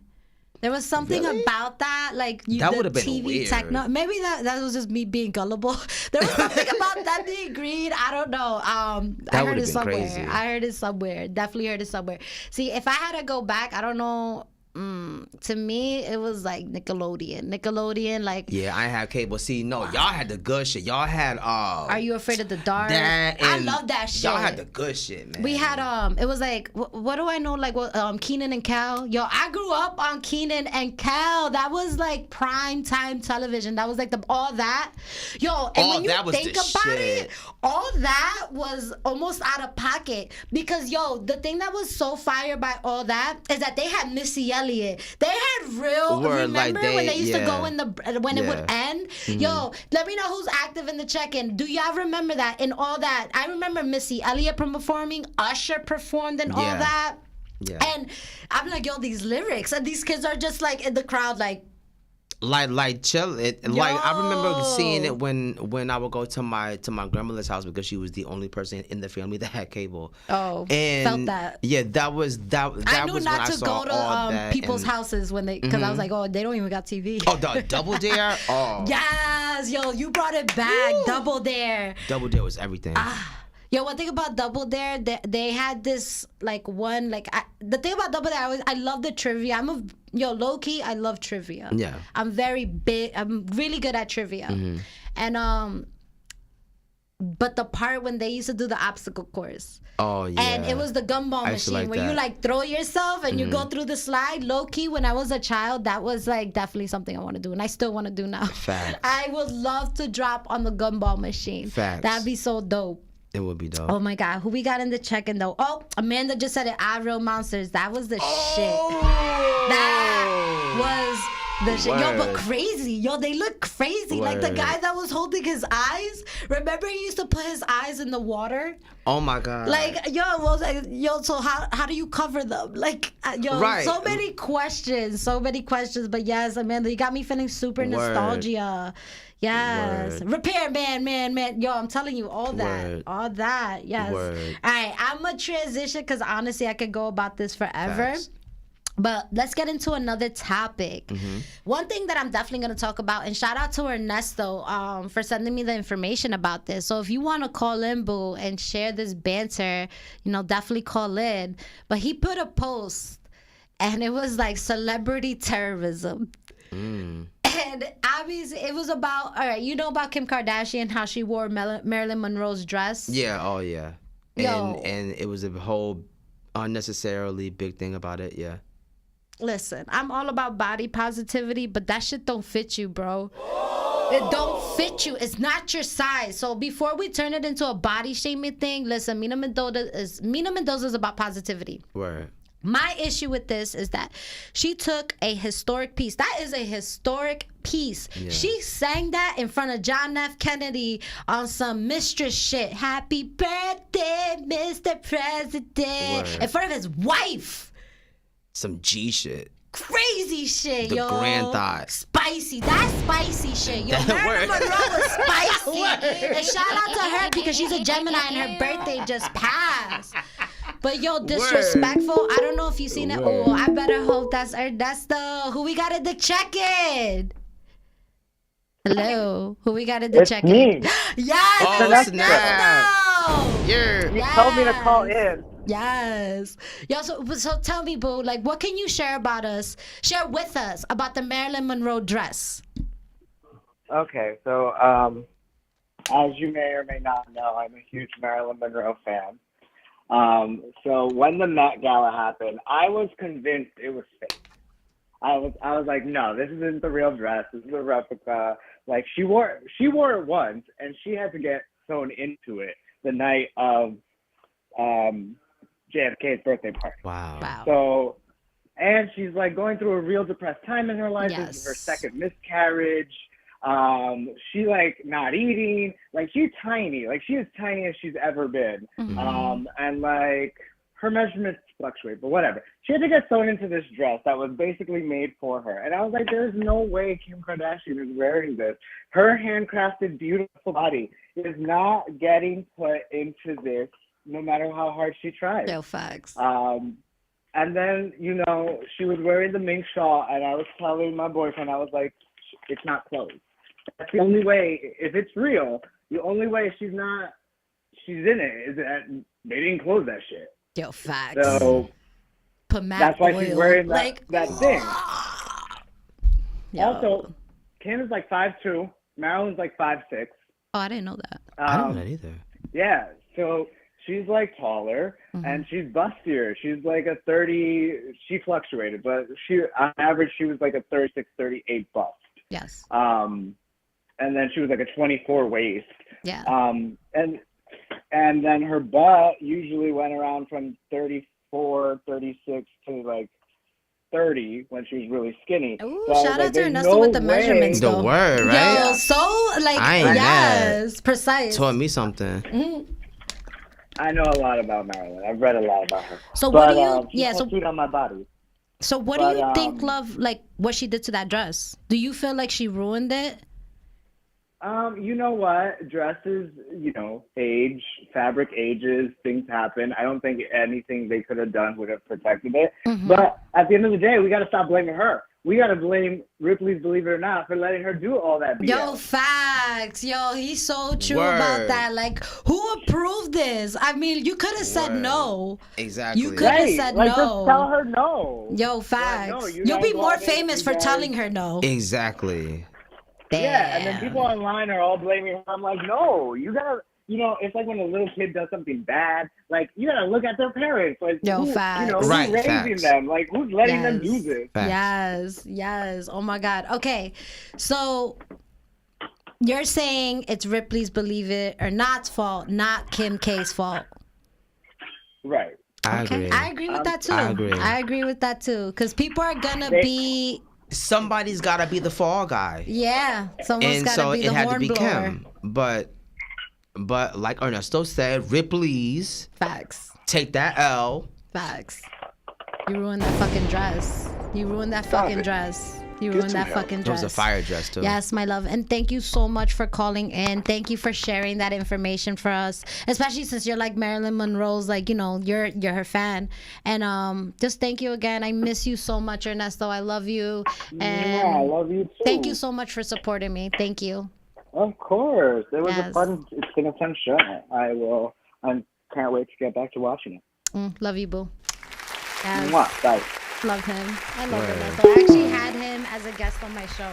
Oh, word. Yeah, he's actually a yoga instructor. Definitely dope. check him out. Yogi Ernesto is his name on Instagram. Okay. But he's a yoga instructor. I don't know, Ernesto, if you want to put where you do your yoga classes. Yeah, put it promote yourself, in the boo. chat. It's Yeah. all about positivity. We active. Yeah, and we networking active. and all of that. That part. Use that chat room to network each other. I Word. approve of Mina Mendoza approves. All right.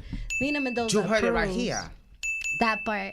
So yeah, he proved a really good point, Ripley's. I blame Ripley's too. A great It's point. their point. It's their fault. Like, we gotta great stop point. always come. Yo, Kim always just. Yo, everybody just always wants to come at her. What was the last thing where she was just like, I think everybody just needs to work.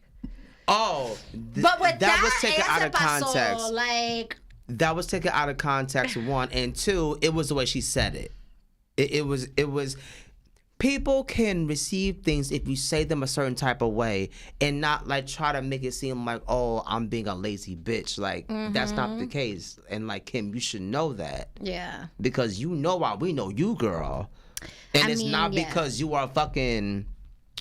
Don't get me started. I mean, people clap back. So what's crazy is that I don't know if anybody knows, but when Kim K made that statement, the cleaning ladies came after her with a viral post, which you guys can still find. And basically what happened is that Kim K didn't pay these cleaning people.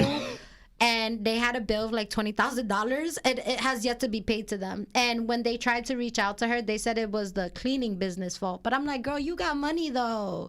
You got money. The you can only end money. this person's misery by just taking care of it. And how about the cleaning business owes you that money Exactly. now? That's what I would have done. Word. But hey, I'm not Kim K, but it's just something to think about. But anyways. Rest in peace to that dress, because it's not coming back. I mean, it's just like, yo, that is like, it's not coming back. Like, it's not. It's not like, though. Like, yeah. It's like me making my hand stung out of bees and be like, I want to put on Michael Jackson's glove and wear it like the whole time. Like, you can't do that. Like, I don't know. Yeah. I don't know. So, yeah. I mean, what we're going to do, we're going to keep going with these spicy topics. I'm curious, have you ever seen Squid Games? I have seen Squid Game. Yo. A episode. I didn't go through the whole season. After that one, I was good. Well, you know what it's about. It's intense. Everybody's basically competing for their lives. Like, Squid Games was not for the weak. Not at all. Was not for the weak. Not at all. And the reason why I'm talking about it is because Squid Games right now, like, they're filming the season 2, and the way they want to film this, they want real competitors. And there's people that are signing up for it. Yo, one thing about Squid Games, that shit was real. That shit, I don't want to spoil it for you because you never seen it. Oh, I'm not gonna watch it, but go ahead. Oh, it was just intense. Like I No, feel that one episode I saw was enough for me. Like I was like, I mean, did what? you see? All right, so that episode, did you see? Was it the one where like the girl was just like red light, green light? Yeah. Oh God, see that? Yo, what's crazy is my son gets will worse keep than trying to play that game with me. I'm like, listen. Yeah, no. It was so serious that his school was like, why do the kids know about Squid Games? Wow. Yeah, it was crazy, yo. Squid Games is crazy, but that's what they're doing. They're want looking real for life, real real contestants. life. I guess like I'm not so sure what they want to do with that, but Is I a bag know- attached to it? Of course. Okay. It has to be. Okay, I mean, I don't because- know exactly what it is, like what it entails, but that's just crazy. I know that they're looking for real life Squid Game reality TV series. And all right, we'll take this call real quick just because I do want to talk about these topics. Who we got in the check-in right now?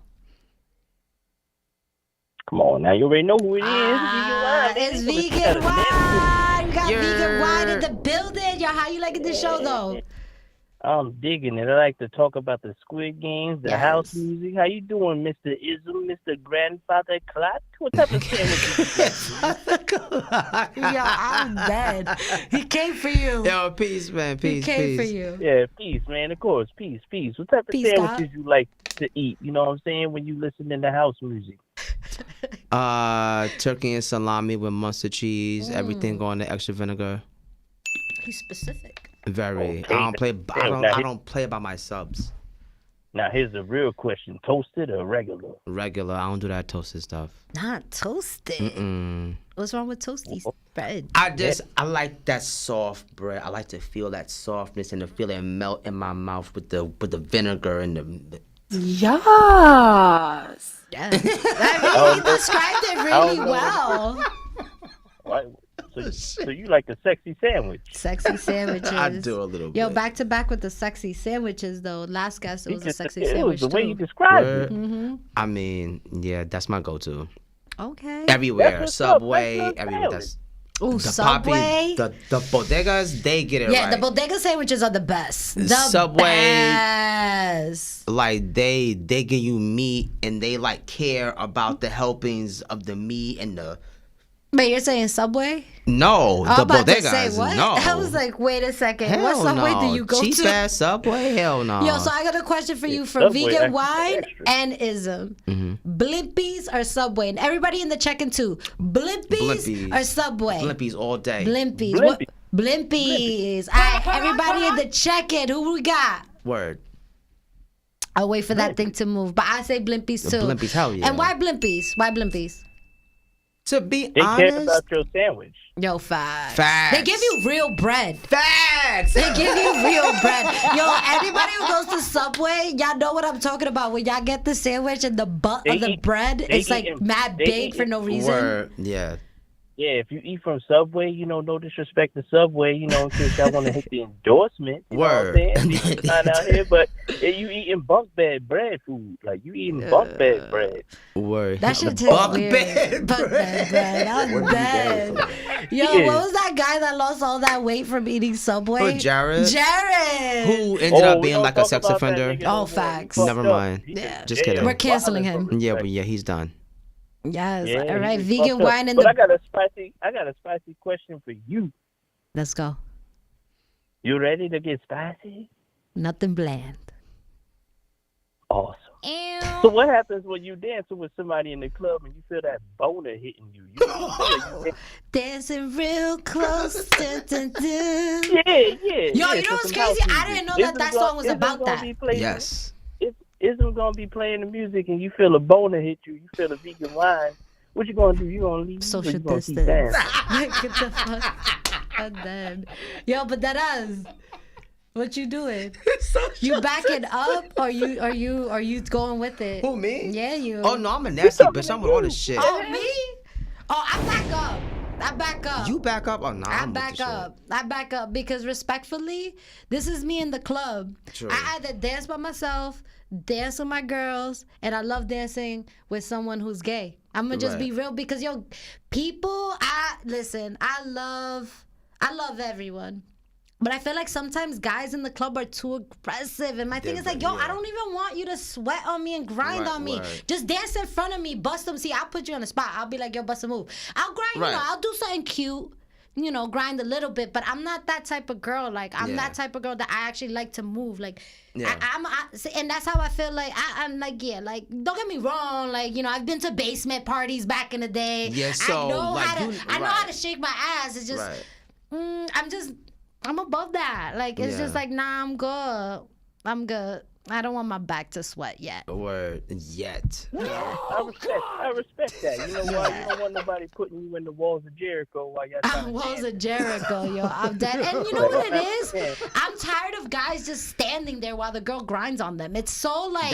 That's corny and lazy. Yo, facts. It's like, yo, fucking move. Do something. Stop being a wallflower. That. Yo, facts, this one. That's the infamous move where you put your hands up. Because they don't want to mess up their Jordans.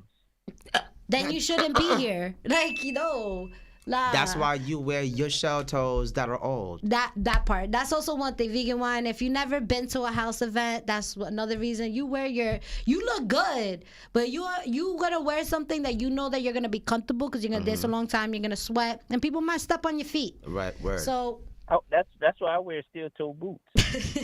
He's like, I'm hurting you. The word, right. I'm hurting you. The word, I'm hurting you. He's like, get away from me. But yes, vegan wine, thank you for calling. Yes, good night. I'm so sorry I was running up your time. No, I love you for that. You are the special guest every single time. We love you. Next time you're going to tell me what type of sandwich you like, but I'm going to let you go. Yes, I'm sorry, boo. But you already know the sandwich I like.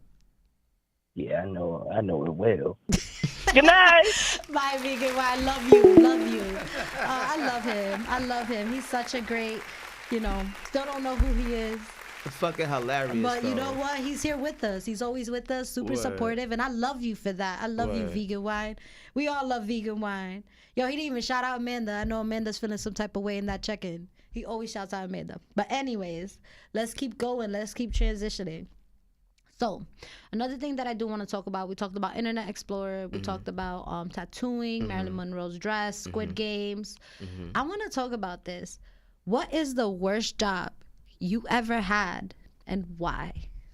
The worst job I ever had. Yeah. Like, why was it the worst job? It was one of those marketing jobs where they have you outside of like an AutoZone selling fucking like turtle wax and shit. Like, it was horrible and nobody bought anything from me, so I just quit. It was AutoZone? We were outside of an AutoZone selling like turtle wax, tire cleaner, and all of that type of stuff. But nobody bought anything. So it was like, you know what? First of all, I was out here from like 10 o'clock in the morning to like 5 o'clock in the afternoon. I'm hungry. I ain't got no money. I'm sweating. Now I'm good. He was like, this is too much for life right now. This is too much for life. Not even fast food was worse than that. I'm dead. I mean, I've never worked in a fast food restaurant. I don't know why. I just feel like, no disrespect to anyone that does, because in the end of the day, it's a hustle, and I respect anybody that enjoys it's a check, a legal check at that.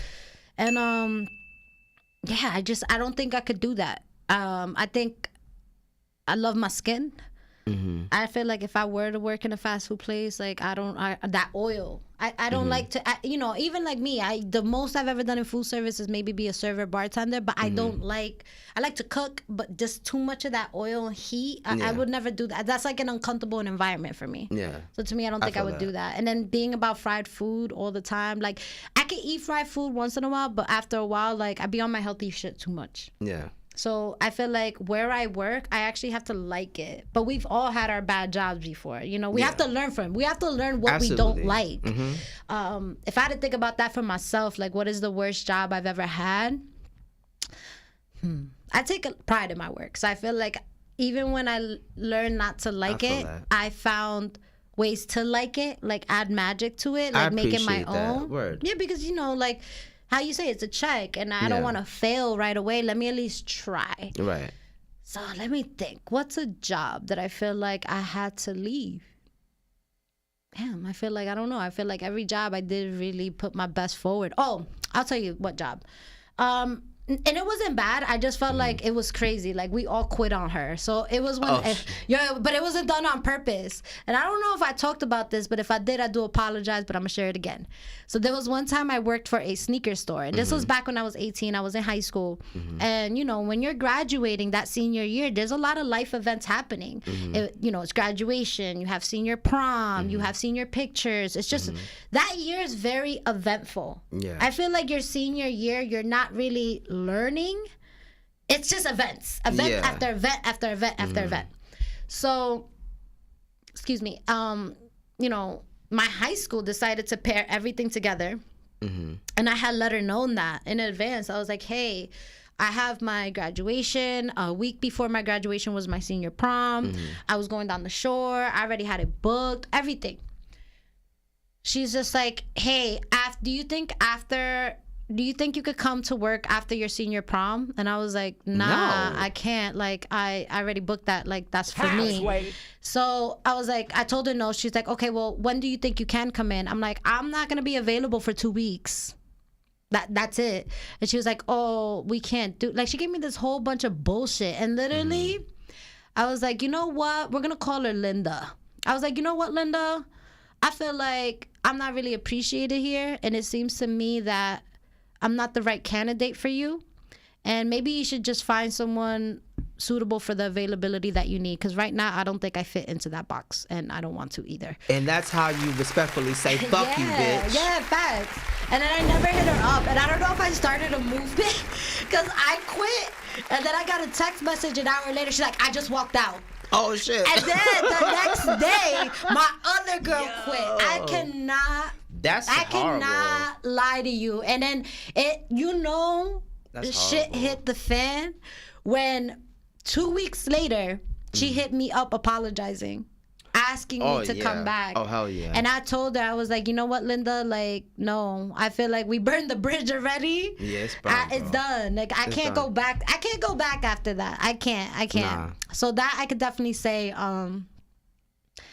wasn't the worst job, but I feel like it was one of the most awkward moments I had. But I was pretty proud of myself for leaving. I was like, yeah, no, these are like life memories, and I'm not about to and I'm not trying to that. be at work while everybody's having fun. Like, nah, no. it's just like I can't get that back. So it's like, right? nah, I can work any other day for you, but these 2 weeks I need it for myself. Right. But there was a reason why I brought this up. So I always remember this story. So this is a crazy ass story. It happened like maybe 7 months ago, and it has to do with fast food. I just thought my process like left, but there was a Taco Bell. I forgot in what state, but it really did happen, and you guys can search this up on Google. So 7 months ago, these co-workers lit up. I don't know who thought it was a great idea, because the manager was in on it. They went on TikTok or whatever because it went viral. And someone decided to light a fire in the bathroom, and they started filming it. Like, yo, look at the fire in the bathroom. But now their dumbasses don't realize that you now set up the fire alarm. So the fire alarm goes off. The dumbasses ran out, because that's what you're supposed to do, like whatever. And they locked the door behind them. So they burned down the Taco Bell. Like, yo, but it's like, yo, that's crazy. I'm gonna Google that because I want to see that. I swear, I'm not making this up. Wow. It's like they filmed the fire in the bathroom, forgot, I guess, no common sense, and they were like, oh man, now we gotta go outside because the sound or whatever. And they were like, oh shit, we just locked the door, we can't get inside. And yo, the whole Taco Bell just went on fire. Oh my god. Yo, that manager, I think they got sued for. They got sued. They had to go to court. Now I don't know what's happening. I can It was give you at guys, this moment that he knew. He fucked up. OD. They had charges of arson. I think it's arson arson is with fire, right? Yeah. So definitely the they're manager's definitely getting doing charged time. for that. They're The doing fact time. that it was filmed and went viral, that's the evidence. Yeah. Dumbass. Freaking, yo, that shit was crazy. So I gotta find that because I gotta see I'm gonna that. figure out what happened to them. I want to see if they went to jail or not. But it's like, yo, that is so Oh no, they're going dumb. to jail. Arson, they're going to jail. What? Like, that's crazy. Yeah. Lit up a whole Taco Bell on fire, though. And watched it burn to the ground. I mean, they had no Wow. choice. They fucked Can up. you imagine? They fucked up. They fucked up. You're not getting your unemployment. Yo, facts. Facts. Sorry, bro. Facts. Oh, my God. That's so crazy. So I wanted to talk about it because I never got to talk about it with somebody in the show. I learned that you watched Pose. I love First Pose. and second, facts. And that's the reason I bring this up, because Pose has to do with the house music community so much. And someone who never watched it, please watch this, because there's so much history. So much. In Pose. So the much. The way second season opened, I was not ready. I wasn't ready. That was hard. Yeah. I mean, we lost a lot of good people. A lot of people. But Pose was definitely, what I loved about it is that, especially with the LGBTQ community, I love that it was a safe place for people to be who they are.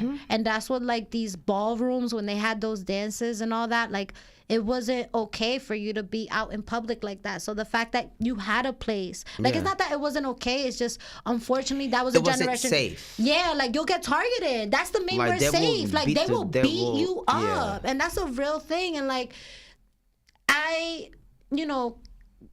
I'm such a, like, pro LGBTQ, and hey, it's Pride Month, and we gotta talk about it. It is Pride Month, and it's like, that's so deep. Like, imagine what that person goes through. Like, remember Whitney Houston made made him.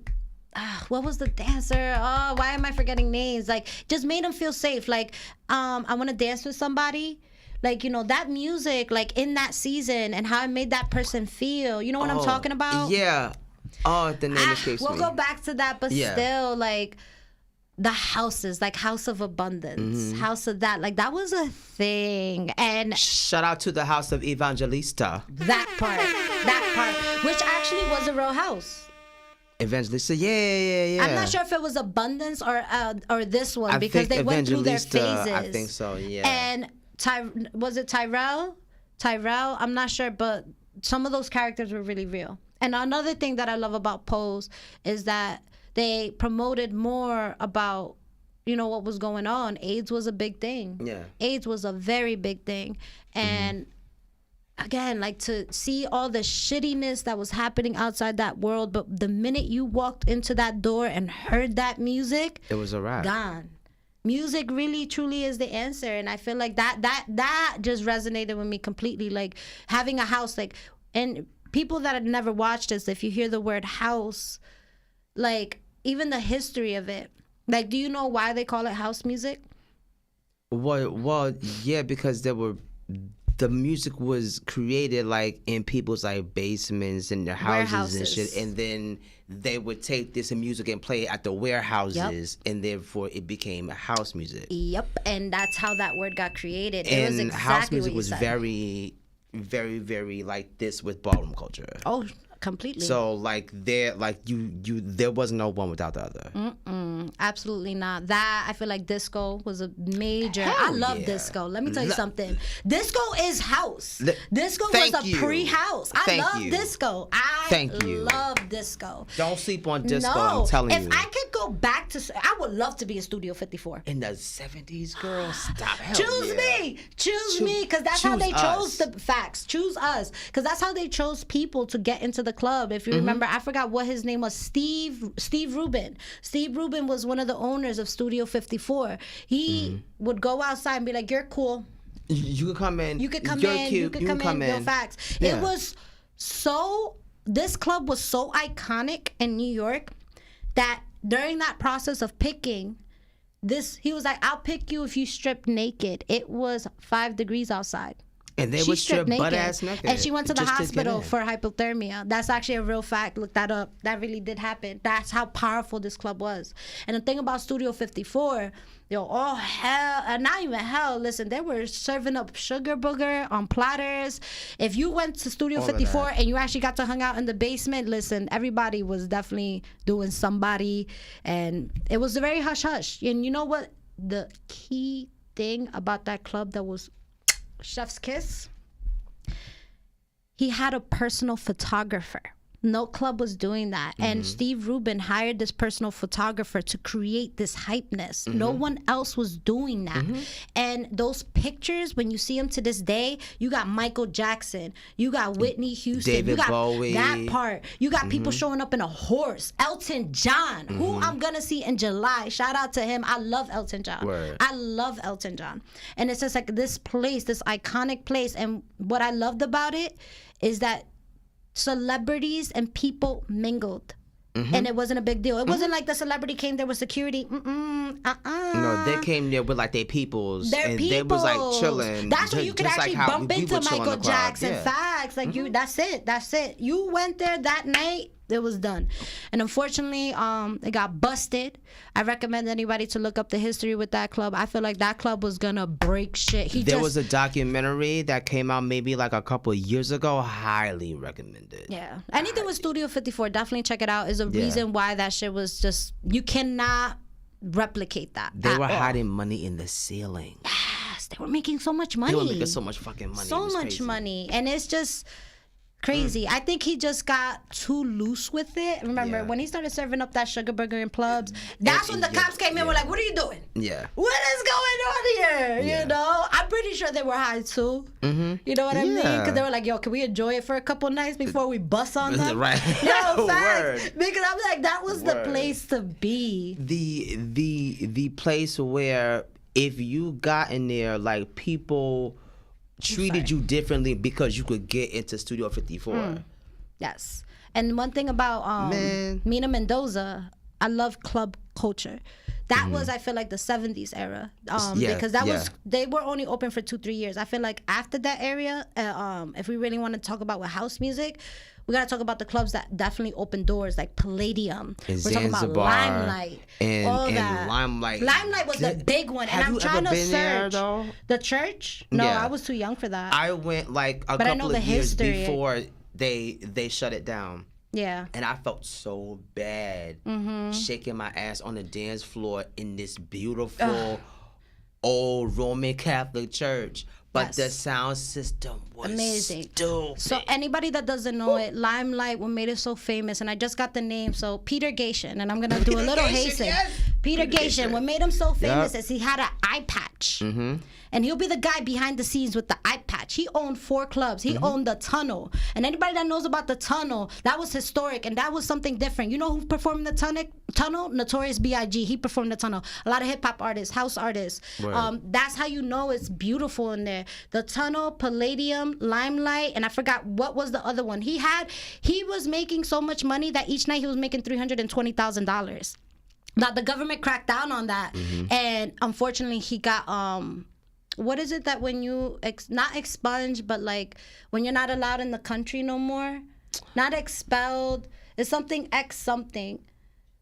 expedited. I'm like, yo, it's X something. But he got expedited and he can't come to the United States. But he has a lot of money. And yeah, if you look at Peter Gation, he was that cool guy with the eye patch. And one thing about that culture, if you know it, like club kids who came out of that culture, like who's a famous club kid that I feel like what's his face? Michael Alec, James St. James. But he was like, no, the Culture Club. The Boy singer. George. Boy George is a famous club kid. Look up club kid culture. Yo, Mina Mendoza knows her shit, bro. And also, while you look up club culture and club kids, if you want to watch a movie, it's called Party Monster with Macaulay Culkin and Seth Green. Just watch it.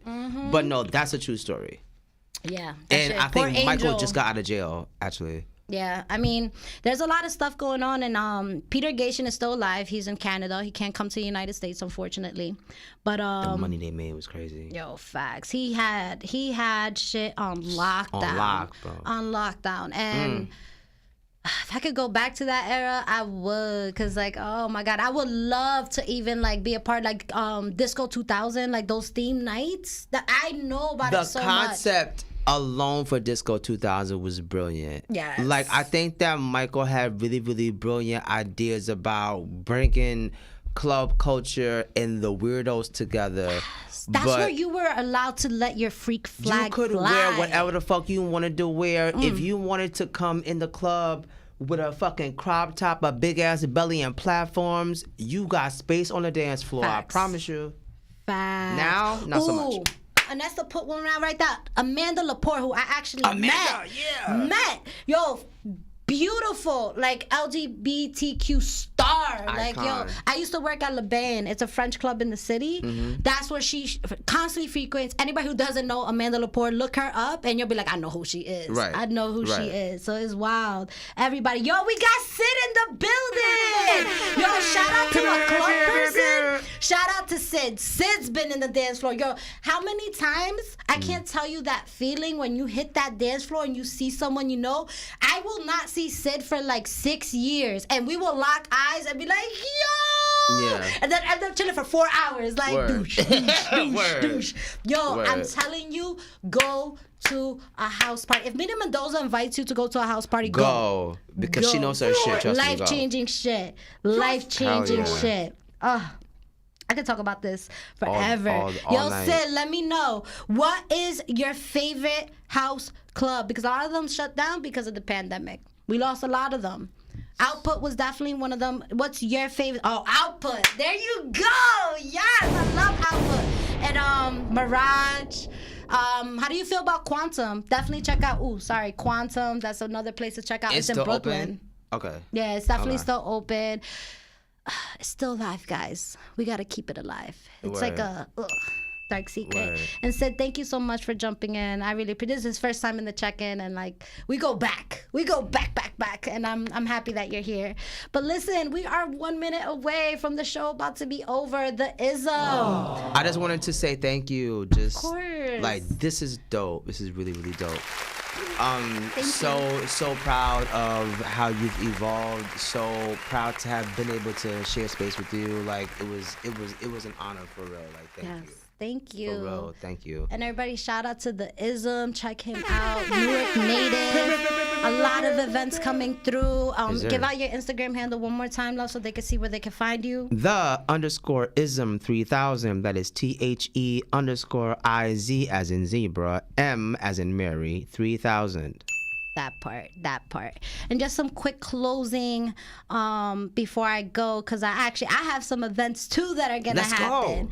So Bravery Studios is actually gonna have a karaoke night, and it's gonna be hosted by me. This is the first time I hosted an event. So everybody, if y'all really support me, if y'all really fuck with the Queen of Spice, if y'all really for it, yo, show up. Show up. Yes, it's July 9th at 7 p.m. It's a $10 entry. It's also BYOB. If you're gonna do the BYOB, it's an extra $5, but you get to drink in peace and chill. We actually are looking for vendors. The vendor fee to like be in the cool. So if anybody knows any vendors, remember this is a beautiful networking space. That is what Mina Mendoza is about. I'm about helping the other person. We are looking for vendors. It's just a $50 fee. And it's at the studio itself, 70 Atwater Lane, Garfield, New Jersey. It's going to be hosted by the Queen of Spice. We also have performances happening. We have performances from Miss Jones herself. We got GM. And then we got the great Will White. Yes! The energy. I can't wait till I host if you want me this to thing. get down on it, I'll get down on it. Oh, I feel like we're gonna I'm definitely gonna talk to Marv later on. Or the next one you have, I'll be down to perform. I mean, that's the whole point. Listen, me and Marv, we gotta talk this. This has gotta happen. So, yes, all the vibes. Everybody remember that date. July 9th. July 9th at 7 p.m. Remember, Marv, where could they get the tickets? Is it at the door? At the door. So remember, it's only a $10 entry, $5 BYOB. Your girl's gonna host it. We got performances, and it's a karaoke night. Like, who doesn't like karaoke? You can sing your heart out to any song. I know I'm gonna sing a song. And first of all, if you're gonna come to karaoke, it's okay if you can't sing. Yo, facts. I can't sing. But I'm gonna sing. But I'm a we gonna performer. kill this shit. Yo, facts. Okay. Facts. I'm gonna sing it all, everything. I'm definitely gonna give. I'm Wrong gonna note to make sure everything. that I give myself to you guys. Word. I'm gonna give you guys the best because you guys deserve nothing but the best. So yeah, we got a karaoke night, and that's it. So thank you, the IZM. Thank you so much. Also, everybody that is in the check-in, don't forget to like, share, and subscribe the YouTube channel. Word. Let's get this shit popping. And that's it. It's Mina Mendoza, little girl, big personality, queen of motherfucking spice. Motherfucking spice, ho. We out. Peace, family. Hey.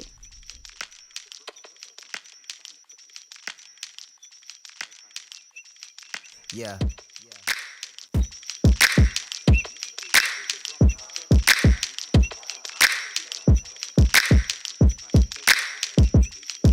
Brother man 5'4" with the brown eyes,